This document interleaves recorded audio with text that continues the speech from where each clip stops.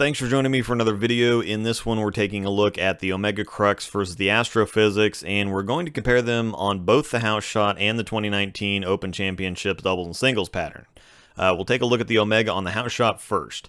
This comparison should hold a lot of interest because these are two asymmetric pearls, but they have quite a few differences that separate them pretty distinctly. There's a lot of conversation and recommendations online related to cover types. There's a school of thought that says in addition to having a good mix of symmetric and asymmetric cores, that you need a good mix of pearl, hybrid, and solid cover types. Generally speaking, I agree to a point. What you really need are different shapes and hook potentials, and a mix of the things I just mentioned are what create those different shapes and hook potentials. The issue is that the point often seems to get lost in the details, and if people don't quite understand, they tend to fixate on the details and create hard and fast rules about things. When it comes to ball reaction, there are no rules because there's an infinite number of variables. I see lots of questions and get questions along the lines of, hey, I've been told I need a pearl ball, so should I get a high road pearl or a halo pearl? Obviously, there are big differences between those two, but the way it's often talked about, the fact that they're both pearls is what seems to make the most difference to people. Watching the Omega, despite being a pearl, the catalyst core creates a rounder motion, and the 3000 grit surface of the new GI-20 pearl cover helps it dig in sooner and be smoother. So what we have from the Omega is a ball motion that's closer to what's considered more typically solid, or at least on the smoother side of hybrid, stereotypically speaking. It's strong, it's consistent, and it's smooth, but with the right amount of pop. When we bring in the Astro, instantly you can see it's completely different.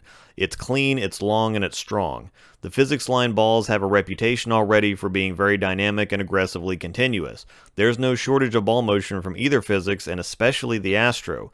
It's super clean up front, and when it hits friction, it goes. This is a pretty dynamic contrast to the Omega, which drives home the point about cover types. Pearls aren't all built the same, they aren't all long and flippy regardless of other factors, so just saying you need a pearl asim in your bag or being told you do can ultimately mean very little or even absolutely nothing. Moving to the 2019 Nationals DNS pattern, it's more of the same. Both of these balls are naturally going to be longer and stronger on that. There's a lot more oil, it's a few feet longer, so it's going to help the balls retain more energy.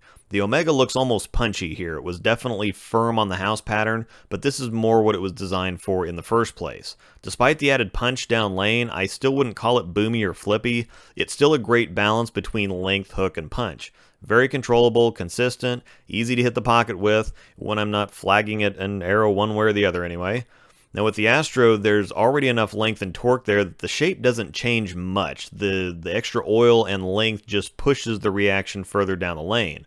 On this pattern, the Omega would be the much better ball to start with because despite how impressive the Astro looks, there's not as much room left to right with it because of the shine. That makes it a little bit more sensitive.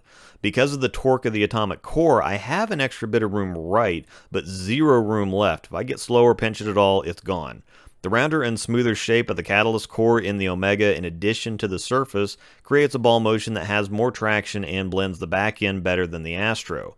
The Astro would be a great ball to transition to, though, once the lanes begin to burn up and force you left. The atomic core loves angle, and with R2S Pearl, it's built for angle and friction, so it handles transition incredibly well. Once the lanes are too dry and the angles get too steep for what the Omega's built to do, enter the Astro and let it rip. You might be watching and saying, well, why not just polish the Omega or drill it differently, or why not sand the Astro or drill it differently? And my answer is, why not just let the ball be what it was designed to be? Why would you take a ball like the Astro and go through a bunch of different steps to turn it into something else?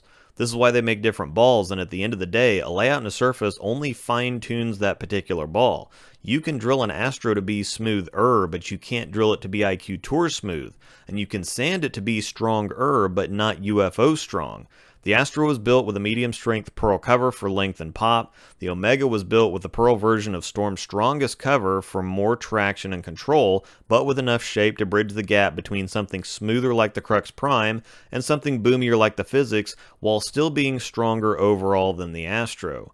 These two pearls definitely aren't equal and aren't really that similar. Again, like with the PhysiX, on paper there are a lot of similarities, but there's an even bigger difference between the Omega and Astro despite both being pearl asims. That makes them great complements, though they could be pretty nasty in tandem on a lot of conditions. Thanks for watching.